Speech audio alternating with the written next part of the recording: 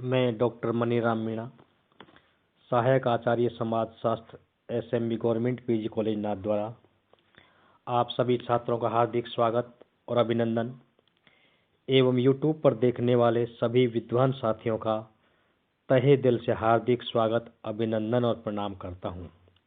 आज का हमारा टॉपिक है पाठ्य परिदृश्य एवं पाठ्य दृश्य के ऊपर लुईस ड्यूमा के विचार, जो इस प्रकार से हैं।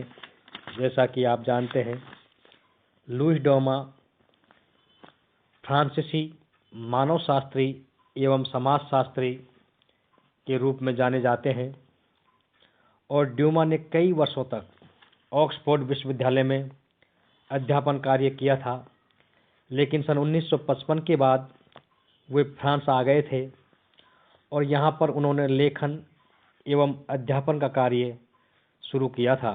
लुईस ड्यूमा को भारत के समाजशास्त्र में बहुत रुचि थी। ड्यूमा भारतीय जाति व्यवस्था तथा संस्करण को अपने विश्लेषण कंट्रीब्यूशंस टू इंडियन सोशियोलॉजी नामक पत्रिका के एक संस्थापक के लिए प्रमुख रूप से जाने जाते थे। भारतीय जाति व्यवस्था के अतिरिक्त लुईस ड्यूमा की भारतीय सामाजिक व्यवस्था में भी विशेष रुचि देखने को मिलती थी।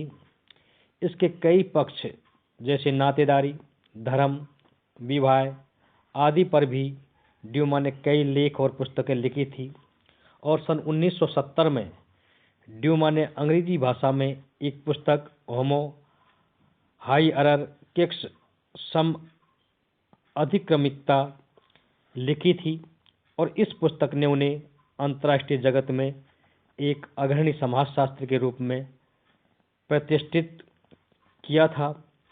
इस पुस्तक में उन्होंने भारत विद्या, मानव शास्त्र और उच्च समाजशास्त्रीय सिद्धांतों की बहुकुशलता एवं विद्वत्तापूर्वक ढंग से समन्वय करके भारतीय जाति व्यवस्था तथा उसके द्वारा पड़ने वाले प्रभावों का सारगर्भित विश्लेषण किया था। ड्यूमा ने जाति व्यवस्था का विश्लेषण पवित्रता के आधार पर किया, जो अनूठा है। लुईस ड्यूमा ने इस पुस्तक में जाति के इतिहास तथा उद्गम संबंधी सिद्धांतों से लेकर सामाजिक संस्तरण, वर्ण व्यवस्था, अंतरजातीय विवाह, जाति पंचायत, अस्पृश्यता, खान पान संबंधी निषेध जैसे विषयों को भी विस्तार से विश्लेषण किया था। लुईस ड्यूमा ने कहा कि जाति व्यवस्था को समझने के लिए भारतीय पौराणिक ग्रंथों में इस बारे में निहित विचारधारा को समझना अति आवश्यक है और यह उनके भारत विद्या शास्त्र का ही एक प्रमुख अंग माना जाता था। लुईस ड्यूमा के विचार पाठ्य परिदृश्य के आधार पर इस प्रकार से हैं। लुईस ड्यूमा, जैसा कि आपको पता है, लुईस ड्यूमा फ्रांसीसी और मानव समाजशास्त्री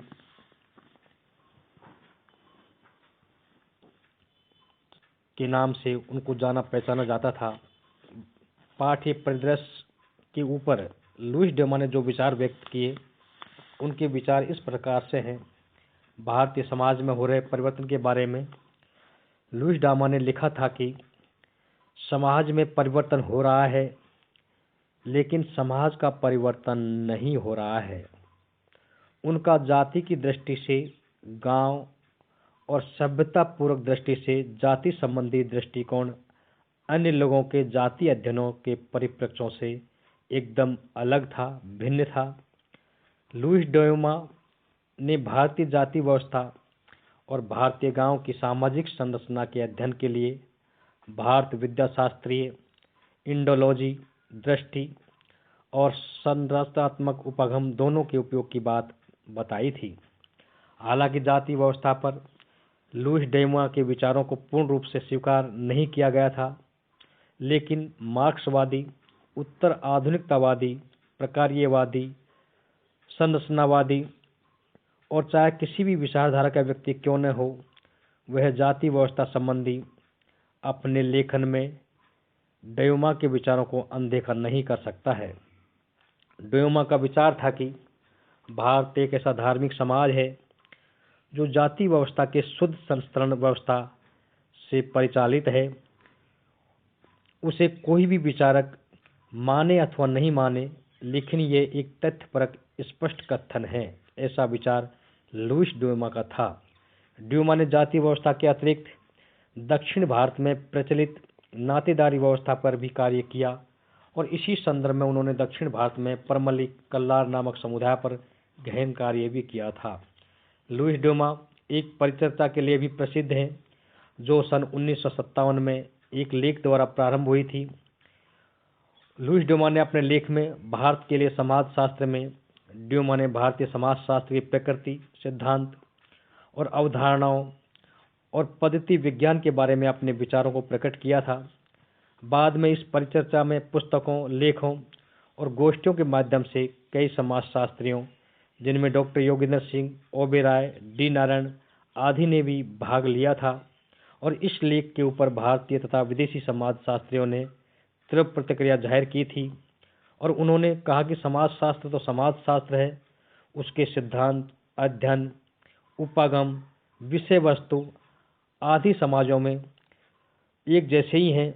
यदि प्रत्येक देश का अपना समाजशास्त्र होने लगा तो समाजशास्त्र का स्वरूप विकृत हो जाएगा। इस प्रकार उन्होंने ड्यूमा के विचारों को विरोध किया। दूसरी ओर ड्यूमा, पीकॉक एवं अन्य समाजशास्त्रियों ने भी इस विचार का जोरदार समर्थन किया था। भारत के लिए प्रत्यक्ष समाजशास्त्र संभव है। इसकी विषय वस्तु, उत्पत्ति, सिद्धांत एवं उपागम आदि भारत के प्राचीन इतिहास एवं महाकाव्यों, धर्मशास्त्रों आदि के आधार पर किया गया या किया जाना चाहिए था, जो भारत विद्याशास्त्र के नाम से जाना जाता है। लुईस ड्यूमा ने सन 1955 में हेग विश्वविद्यालय में भारत के समाजशास्त्र की पीठ की स्थापना के अवसर पर अपने भाषण में कहा था कि भारतीय समाजशास्त्र एक ऐसी विशिष्ट ज्ञान की शाखा है जो भारत विद्याशास्त्र और समाजशास्त्र के संगम स्थल पर स्थित है। लुईस ड्यूमा ने भारतीय समाजशास्त्र को एक ओर भारत विद्या के आधार पर स्थापित करने तथा दूसरी ओर भारत विद्याशास्त्र से पूर्णतः अलग स्वतंत्र रूप में विकसित करने का सुझाव भी दिया था। लुईस ड्यूमा लिखते हैं कि भारत हेतु समाजशास्त्र के स्थायी विकास की शर्त यह है कि इसके और शास्त्रीय भारतीय विद्याशास्त्र के मध्य उचित संबंधों की स्थापना होनी चाहिए। ड्यूमा का विचार था कि ड्यूमा ने वर्णनात्मक समाजशास्त्र का विचार भी दिया था, जिसके लिए अनेक समाजशास्त्रियों ने उसको पूरी तरह अस्वीकार कर दिया था। ड्यूमा के विचारों को की अनेक प्रकार से आलोचना भी हुई थी और उनके इस विचार की जाति व्यवस्था की जड़ें ब्राह्मणवादी रूढ़िवादिता से गढ़ी हुई थी तथा उनके विविधता में एकता, सामाजिक संगठन, संस्तरण, पवित्रता, अपवित्रता संबंधी विचारों को भी भारत में हो रहे सामाजिक परिवर्तन के संदर्भ में काफ़ी आलोचना देखने को मिली थी। इस प्रकार ड्यूमा ने भारत विद्याशास्त्र परिप्रेक्ष्य की न केवल विवेचना की, बल्कि उनको विस्तार रूप भी दिया था, जिसके बारे में अनेक समाजशास्त्रियों ने उनका पक्ष और विपक्ष में विचार भी रखे थे, उनकी आलोचना भी हुई थी और काफ़ी विद्वानों ने उसके साथ सहमति प्रदान की थी। हम आपको अगले वीडियो व्याख्यान में पाठ्य परिदृश्य के बारे में डॉक्टर राधा कमला मुखर्जी के विचारों के बारे में बताने का प्रयास करेंगे। धन्यवाद। थैंक्स।